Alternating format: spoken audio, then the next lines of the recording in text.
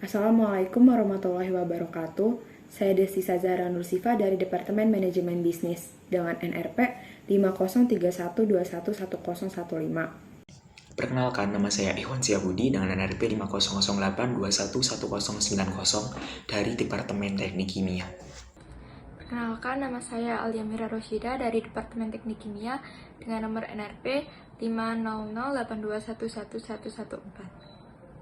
Kenalkan, nama saya M. Ramadan Ardli dengan NRP 5008211037 dari Departemen Teknik Kimia. Perkenalkan, nama saya Rangga Prima Pratama dengan NRP 50082111074 dari Departemen Teknik Kimia.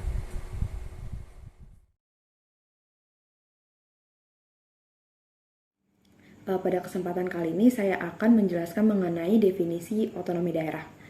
Menurut Undang-Undang Republik Indonesia Nomor 23 Tahun 2014 tentang Pemerintahan Daerah, otonomi daerah adalah hak, wewenang, dan kewajiban daerah otonom untuk mengatur dan mengurus sendiri urusan pemerintahan dan kepentingan masyarakat setempat dalam sistem negara kesatuan Republik Indonesia. Sedangkan menurut Kamus Besar Bahasa Indonesia, otonomi daerah adalah hak, wewenang, dan kewajiban daerah untuk mengatur dan mengurus rumah tangganya sendiri sesuai dengan peraturan perundang-undangan yang berlaku. Selain itu, menurut Suparmoko tahun 2002, mengartikan otonomi daerah sebagai kewenangan daerah otonomi untuk mengatur dan mengurus kepentingan masyarakat setempat. Nah, dari pengertian-pengertian tersebut dapat diambil kesimpulan bahwa setiap daerah diberi hak dan kewenangan untuk mengatur dan mengurus sendiri penyelenggaraan pemerintahan yang ada di daerahnya masing-masing. Tujuan dibuatnya otonomi daerah menurut Undang-Undang Nomor 5 Tahun 1975 adalah agar daerah dapat mengontrol dan mengelola urusan daerah mereka sendiri, sehingga dapat meningkatkan efisiensi dan efektivitas administrasi pemerintahan guna memberikan pelayanan kepada masyarakat. Pada kesempatan kali ini, saya akan menjelaskan mengenai prinsip-prinsip dari otonomi daerah. Nah, pada yang pertama kali, saya akan menjelaskan mengenai prinsip Otoda menurut Undang-Undang Nomor 5 Tahun 1974. Nah, ini ada dua prinsip, yaitu prinsip otonomi yang nyata dan bertanggung jawab. Nah, otonomi nyata itu sendiri gimana sih pengertiannya? Jadi, prinsip otonomi nyata itu, pemberian otonomi kepada daerah itu harus berdasarkan pada faktor perhitungan, faktor tindakan, serta kebijaksanaan yang benar-benar dapat menjamin daerah tersebut itu secara mampu dan nyata itu untuk mengurus rumah tangganya sendiri. Sedangkan prinsip yang kedua yaitu ada prinsip bertanggung jawab, yang artinya itu benar-benar sejalan dengan tujuannya, yaitu untuk melancarkan pembangunan yang tersebar di seluruh pelosok Nusantara dan serasi atau tidak bertentangan dalam pengarahan-pengarahan yang telah diberikan oleh pemerintahan pusat. Kemudian, penjelasan lain dari Undang-Undang Nomor 23 Tahun 2004, yaitu Pemda menyelenggarakan urusan pemerintahan menurut asas otonomi dan tugas pembantuan dengan prinsip otonomi seluas-luasnya sesuai dengan sistem di Negara Kesatuan Republik Indonesia. Nah, pemerintahan daerah ini melaksanakan urusan pemerintahan secara konkuren yang diserahkan oleh pemerintahan pusat yang menjadi dasar pelaksanaan dari Otoda itu sendiri dengan berdasar atas tugas pembantuan. Kemudian, Pemda ini melaksanakan urusan pemerintahan umum yang menjadi kewenangan presiden dan pelaksanaannya ini dilimpahkan kepada gubernur atau bupati dan wali kota, dan kemudian segala kegiatannya ini dibiayai oleh APBN.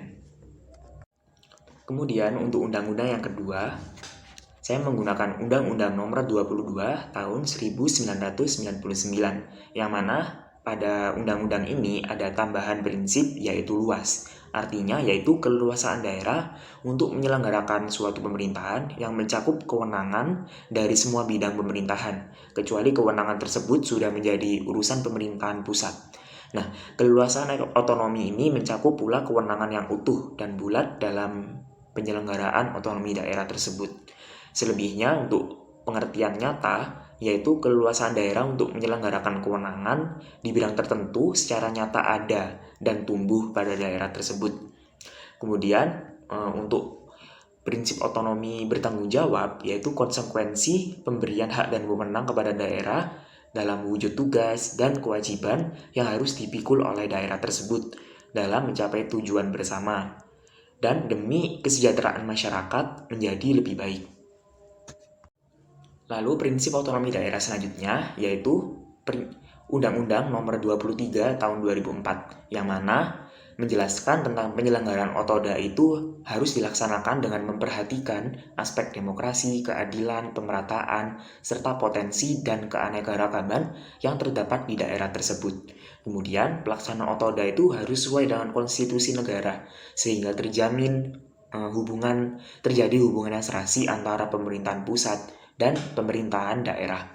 Kemudian pelaksanaan asas tugas pembantuan ini dimungkinkan tidak hanya dari pemerintahan daerah, tetapi juga dari pemerintahan dan daerah kepada desa yang disertai dengan pemberdayaan sarana dan prasarana serta sumber daya manusia dengan kewajiban untuk melaporkan pelaksanaan tersebut. Selanjutnya pembagian urusan otonomi daerah. Undang-Undang Nomor 32 Tahun 2004 telah digantikan dengan undang-undang baru yaitu Nomor 23 Tahun 2014 tentang pemerintahan daerah. Hal ini disebabkan karena Undang-Undang Nomor 32 Tahun 2004 sudah dirasa tidak lagi sesuai dengan perkembangan, keadaan, ketatanegaraan, dan tuntutan penyelenggaraan pemerintahan daerah. Menurut Undang-Undang Nomor 23 Tahun 2014, urusan pemerintahan dibagi menjadi 3, yaitu urusan pemerintahan absolut, urusan pemerintahan konkuren, dan urusan pemerintahan umum. Yang pertama, urusan pemerintahan absolut. Urusan pemerintahan absolut adalah urusan pemerintahan yang sepenuhnya berada di bawah pemerintahan pusat. Yang termasuk ke dalam urusan pemerintahan absolut adalah pertahanan, agama, keamanan, justisi, politik luar negeri, serta moneter dan fiskal. Yang kedua ada urusan pemerintahan konkuren. Urusan pemerintahan konkuren adalah urusan pemerintahan yang dibagi antara pemerintahan pusat dengan pemerintahan daerah provinsi serta pemerintahan daerah kota atau kabupaten. Urusan pemerintahan konkuren sendiri itu dibagi menjadi 2 jenis, yaitu urusan pemerintahan wajib dan urusan pemerintahan pilihan. Urusan pemerintahan wajib adalah urusan pemerintahan yang wajib semua daerah laksanakan. Terdapat 2 bagian yang menjadi urusan pemerintahan wajib, yaitu urusan pemerintahan yang berkaitan dengan pelayanan, serta urusan pemerintahan yang tidak berkaitan dengan pelayanan. Sedangkan urusan pemerintahan pilihan adalah urusan yang wajib dilaksanakan pemerintahan daerah sesuai dengan potensi yang dimiliki masing-masing daerahnya. Yang ketiga ada urusan pemerintahan umum. Urusan pemerintahan umum adalah urusan pemerintahan yang menjadi kewenangan presiden sebagai kepala pemerintahan. Ya, selanjutnya kita akan masuk ke submateri selanjutnya, yaitu dinamika dan tantangan dalam pelaksanaan otoda di Indonesia. Nah, kita ke dinamikanya terlebih dahulu, yaitu dinamika otoda itu terjadi sejak masa kolonial ya, terjadi sejak masa penjajahan, baik itu Jepang maupun Hindia Belanda. Nah, kita akan menuju ke masa penjajahan Hindia Belanda terlebih dahulu. Ini ada landasan hukum dilaksanakannya otonomi daerah. Yang pertama ada Regeling-Reglement yang dikeluarkan oleh Parlemen Belanda untuk dijadikan undang-undang di Indonesia. Kemudian yang kedua ini ada Decentralisering tahun 1922, yang mana pelaksanaan ini disebabkan karena kegagalan STB tahun 1903 yang dianggap terlalu sedikit kewenangan yang diberikan kepada daerah dan tuntutan untuk memasukkan pegawai-pegawai pribumi ini diangkat menjadi pegawai pemerintahan. Kemudian untuk periode selanjutnya yaitu masa penjajahan Jepang ya, yang mana setelah Indonesia direbut oleh Jepang, maka pemerintahan kolonial Hindia Belanda ini menjadi vakum, menjadi kosong gitu ya. Pada masa itu Jepang itu mengambil alih seluruh bekas-bekas kantor pemerintahan Hindia Belanda untuk dijadikan sarana dalam pembentukan kekuatan militer.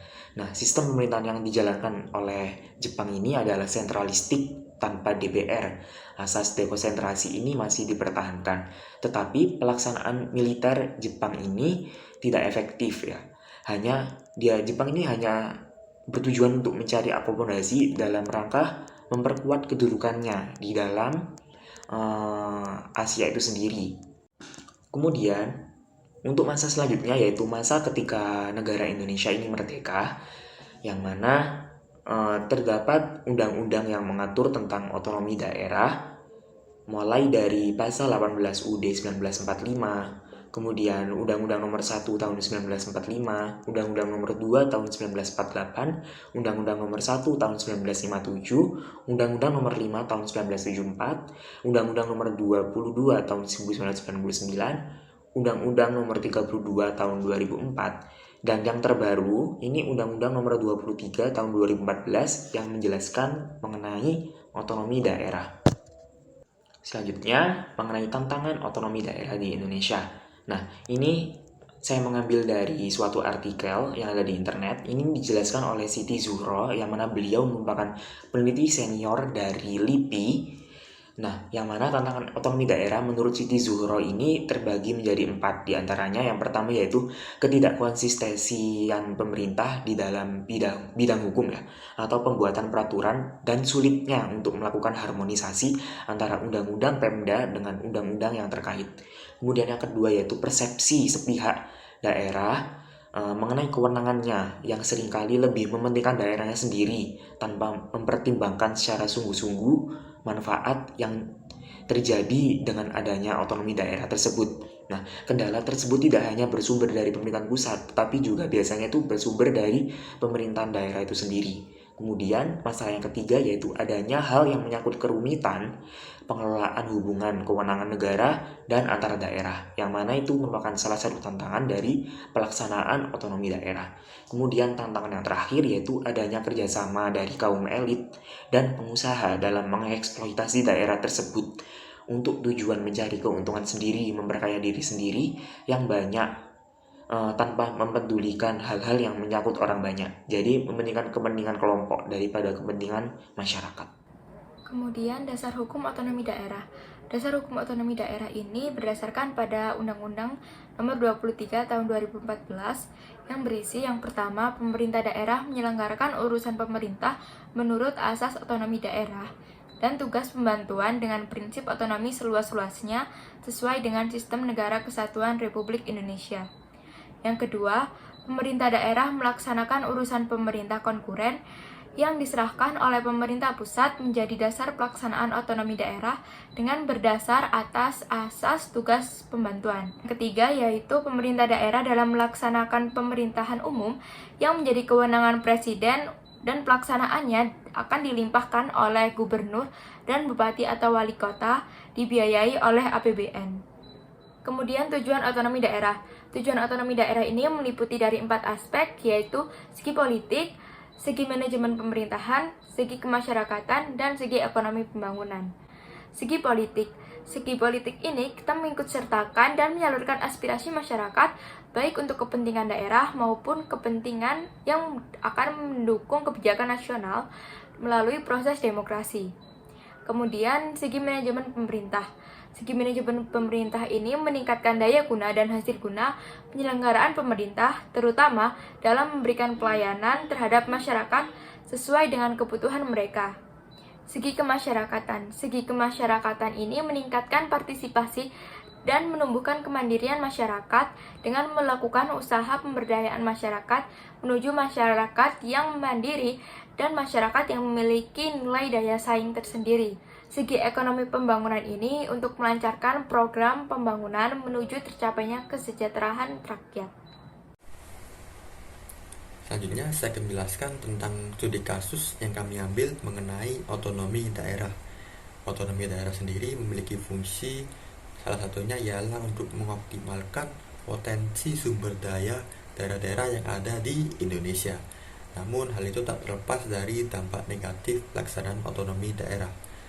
Dampak negatif pelaksanaan otonomi daerah salah satunya ialah kasus korupsi yang biasanya hanya ada di pemerintahan pusat, sekarang bisa ada di pemerintahan daerah, khususnya di daerah-daerah otonom. Kasus yang kami ambil tepatnya ialah kasus korupsi yang dilakukan oleh kepala daerah.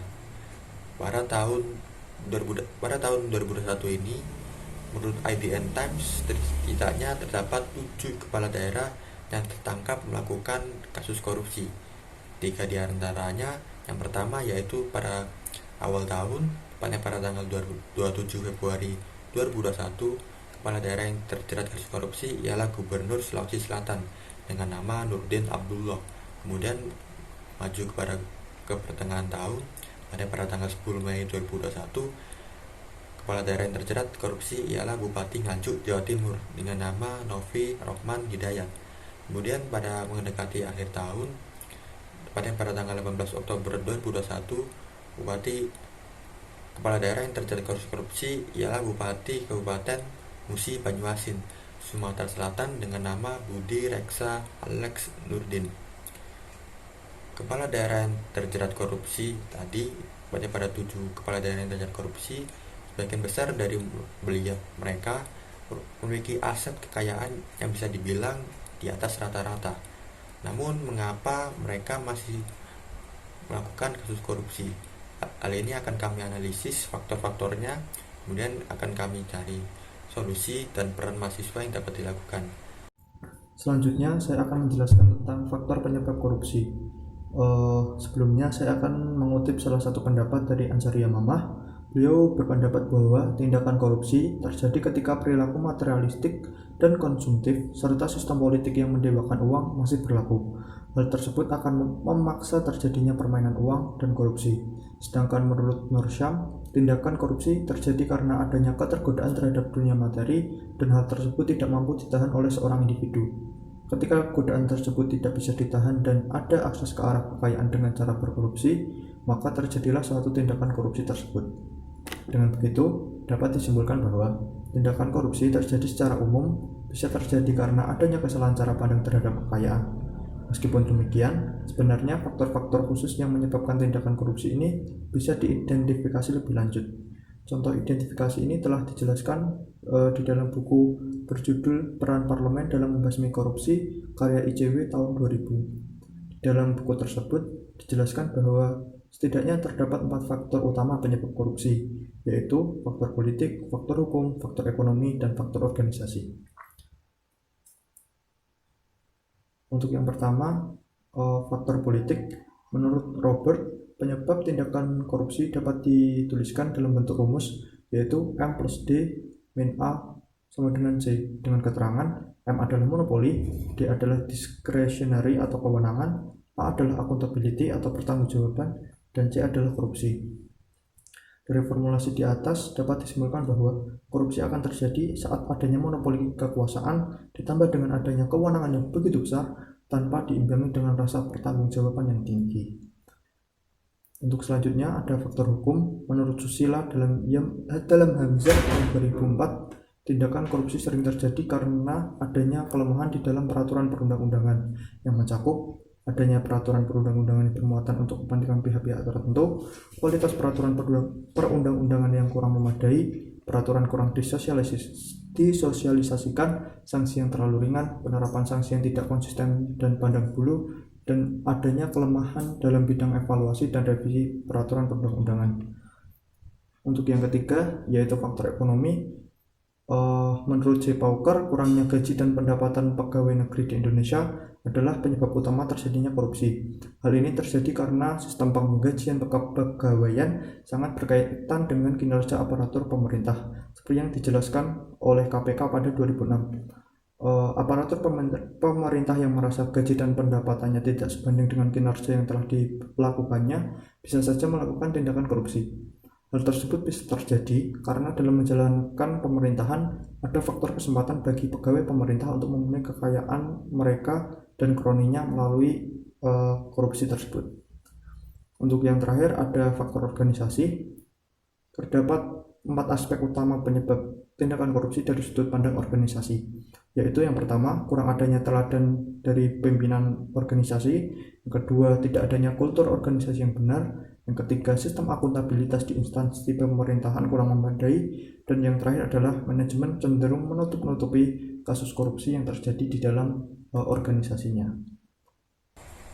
Untuk berikutnya saya akan menjelaskan tentang cara-cara yang dapat dilakukan untuk mencegah dan mengatasi kasus korupsi yang ada.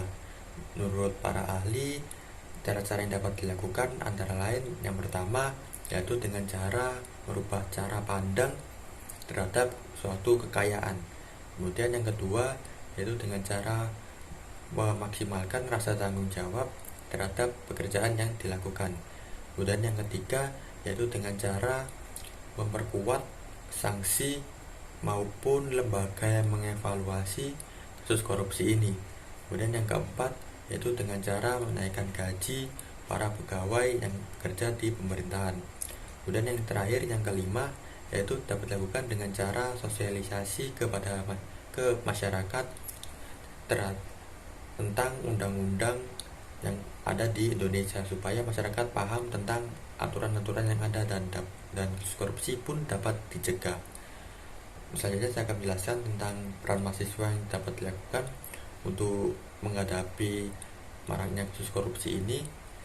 Cara yang dapat dilakukan yang pertama yaitu para mahasiswa harus bisa memahami diri supaya apa yang mereka lakukan ini tidak menghasilkan sikap-sikap yang dapat merujuk pada kasus korupsi. Contohnya yaitu tentang mencontek maupun melakukan plagiarisasi dalam mengerjakan tugasnya maupun menulis artikel ilmiah.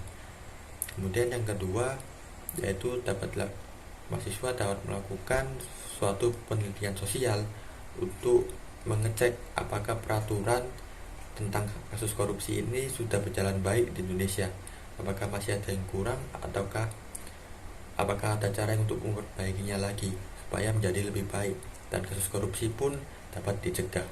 Kemudian cara terakhir yang dapat dilakukan mahasiswa ialah dengan cara sosialisasi ataupun mengadakan webinar kepada mahasiswa maupun masyarakat tentang pentingnya pencegahan kasus korupsi ini, sehingga masyarakat maupun mahasiswa lain dapat mengetahui pentingnya peraturan-peraturan yang berlaku di Indonesia dan kasus korupsi pun dapat dicegah kembali.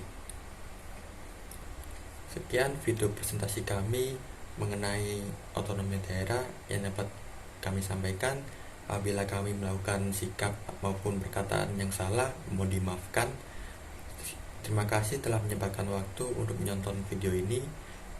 Kami pamit undur diri. Wassalamualaikum warahmatullahi wabarakatuh.